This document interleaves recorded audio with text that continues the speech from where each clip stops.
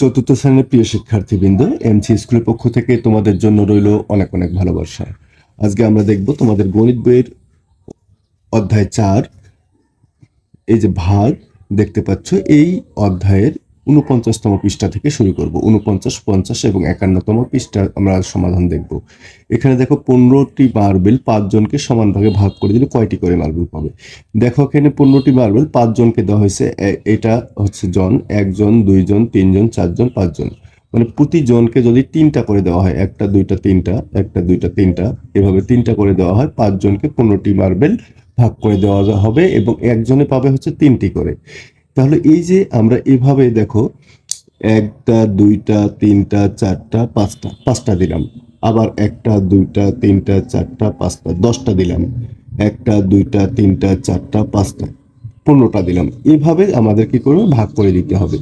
কিন্তু এভাবে ভাগ না করে যদি আমরা এভাবে করি, দেখো এখানে 15 ভাগ হচ্ছে 5, তাহলে 15 ভাগ হচ্ছে কত, 5। যদি 5 দ্বারা ভাগ করি, দেখো আমরা 3 5 কত, 15।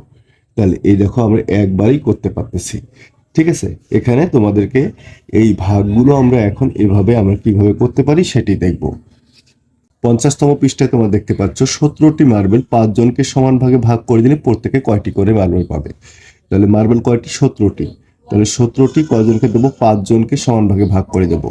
দেখো প্রথমে দিয়ে হয়েছে 1টা 2টা 1টা 2টা 1টা 2টা 1টা 2টা 1টা 2টা, মানে প্রত্যেকে 5 জনকে 10টা মার্বেল দেওয়া হয়েছে। দেখো 2টা করে দিলে 5 জনে পাবে হচ্ছে 10টা। এখন আবার তাকে 1টা করে বৃদ্ধি করা হলো, এবার 3টা করে দিয়ে দেখলাম, 3টা করে দিলাম। যদি 3টা করে দিলাম তখন হচ্ছে 15টা, কিন্তু 2টি মার্বেল আর কাউকেই দেওয়া যাচ্ছে না। সমান করে ভাগ করে দিলে 2টি মার্বেল অবশিষ্ট থাকতেছে, এই 2টি মার্বেল দেওয়া যাচ্ছে না। দেখো প্রথমে দিলা তুমি 3টা করে, যদি সবাইকে দাও 5 জনকে, 5 জনকে দিলে 15টা চলে যায়, তাহলে তোমার অবশিষ্ট থাকতেছে হচ্ছে 2টা। এখন 2টা তো তুমি 5 জনকে দিতে পারবে না, যেহেতু 2টা 5 জনকে দিতে পারবে না, এই 2টা হচ্ছে অবশিষ্ট থাকে। তাহলে এখানে যে বিষয়টা বোঝানো হচ্ছে, তাহলে 17টি মার্বেল 5 জনকে ভাগ করে দিলে, তাহলে 17টি মার্বেল 5 জনকে যদি ভাগ করে দেই, দেখো 17টি মার্বেল 5 জনকে ভাগ করে দিলাম, তাহলে দেখো আমরা 3 5 কত, 15। এখন এটা বিয়োগ করতে হবে, 5 আচ্ছা 7 সমান করতে লাগবে কত, 2। এখন এই যে 2টা আছে, এই 2টা হচ্ছে অবশিষ্ট থাকতেছে, মানে এই 2টাকে 5 দ্বারা আর 2কে ভাগ দেওয়া যাচ্ছে না। 5 দ্বারা যদি তুমি 1 বাদ দাও, 5 অক্ষে 5, তাহলে এখানে হচ্ছে মানে 5-এর চেয়ে ছোট সংখ্যা, সুতরাং এটাকে ভাগ দেওয়া যাচ্ছে না, সুতরাং এটা অবশিষ্ট থাকতেছে। 5 জনকে যদি 17টা মার্বেল আমরা ভাগ করে দেই, তাহলে কয়টা করে থাকবে, 3টা করে পাবে, আর 2টা মার্বেল অবশিষ্ট থাকবে। তাহলে এখন প্রশ্ন হচ্ছে, আগের যে অঙ্কটা করলাম আমরা আগের পৃষ্ঠার আর এই পৃষ্ঠার মধ্যে পার্থক্য কি?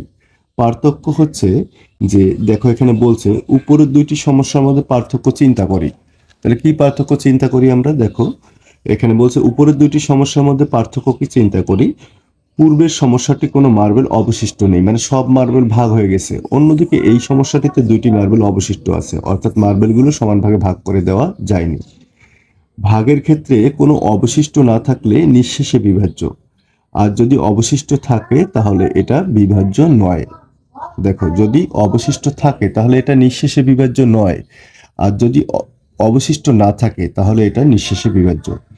এখানে বলছে তুমি দোকান থেকে 20টি চকলেট বাড়িতে নিয়ে গেলে, তোমার পরিবারের সবার মধ্যে চকলেটগুলো সমান করে ভাগ করে দিলে প্রত্যেকে কয়টি করে চকলেট পাবে।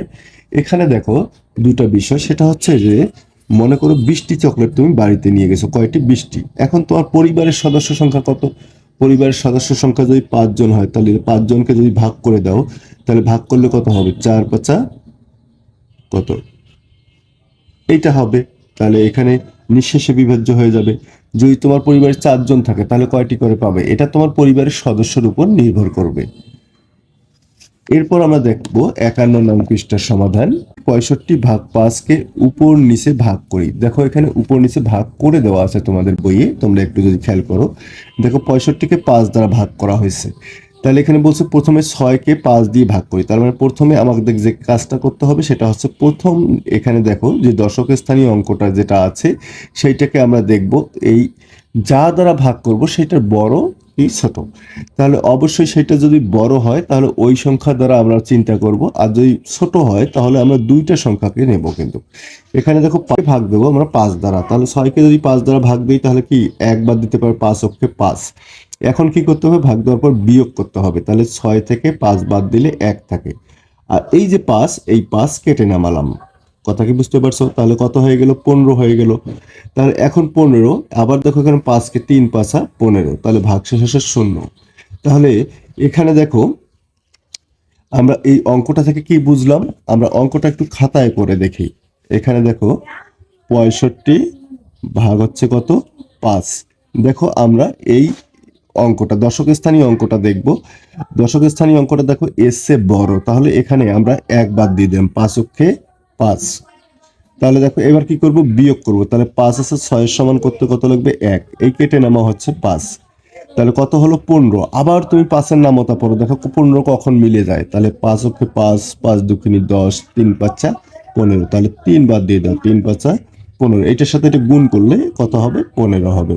তাহলে এখানে ভাগশেষ কত হবে, 0 হবে। তাহলে বলতো এই ভাগটি হচ্ছে নিঃশেষে বিভাজ্য, তাহলে এখানে কোনো ভাগশেষ থাকতেছে না। তাহলে এইটাকে আমরা বলবো ভাগশেষ। কি বলবো, ভাগশেষ। দেখো ভাগশেষ, তাহলে শেষে যেটা বের হবে সেটা হচ্ছে ভাগশেষ। আর যা দ্বারা ভাগ করবে সেটাকে বলবা হচ্ছে ভাজক। তাহলে যা যেটা দ্বারা ভাগ করবো সেটা হচ্ছে ভাজক, মানে ভাগ করবে। আর যাকে ভাগ করবা সেটাকে বলবা ভাজ্য। যেটাকে ভাগ করবা সেটা হচ্ছে ভাজ্য। আর যেটা ফলাফল বের হবে সেটাকে বলবো ভাগফল। কি বলবো, ভাগফল। এটা হচ্ছে ভাগফল। দেখো যা দ্বারা ভাগ করলা সেটা হচ্ছে ভাজক, যাকে ভাগ করবা সেটা হচ্ছে ভাজ্য, আর যেটা বের হবে সেটা হচ্ছে ভাগফল, আর যেটা শেষে থাকবে সেটা হচ্ছে ভাগশেষ। এটা কিন্তু তোমাদের খুব ভালো করে মনে রাখতে হবে।